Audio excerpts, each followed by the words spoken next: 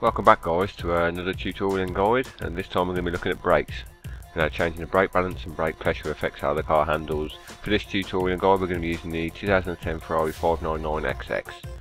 So let's get on to it. So we've got the first one where the brake pressure set at 100 and we're on the benchmark track, and we'll accelerate from there all the way down to the first white line we get to. Here it is, and we're going to brake. It's 2, 3, 4, just over 4.5 white lines that we crossed. So the same thing again, this time with the brake pressure at 200. Then accelerate down to the first white line again. Harden the brakes, 1, 2, 3, and that's just over 4 lines. So you can see with the 200% brake pressure, it stops that a little bit sooner. Now with the brake pressure set at 0, I think you pretty much know what's going to happen here, but we'll run it anyway. So we brake, and as you can see with the brake pressure nothing, it doesn't stop.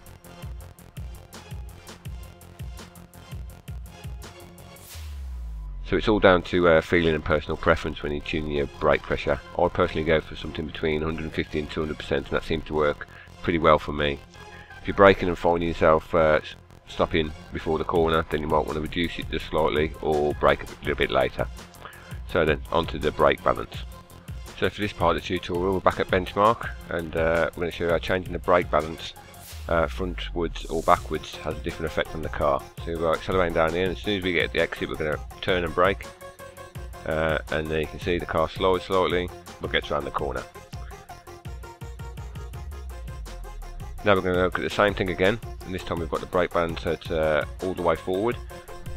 So that's 100% on the front, and we're accelerating down here, and we're going to brake and turn, and we get a lot more understeer than we had before under braking, to the point where we actually hit the wall.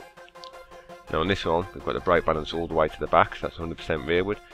We're accelerating down here again. We'll run exactly the same test, see what happens this time. Now we're turning and braking, and we lose the back end totally. And again, hit the wall. So you can see the further you have the brake balance forward, the more understeer you'll get while braking and turning, and the further you have it rearward, the more oversteer you'll get while you're braking and turning at the same time. So that's the brake tuning, hopefully explained a little bit better for you, and you can go out there and test this out for yourself and see how it affects your cars and your tuning. If you enjoyed this guys, as always, give me a like, give me a comment, subscribe or share my video.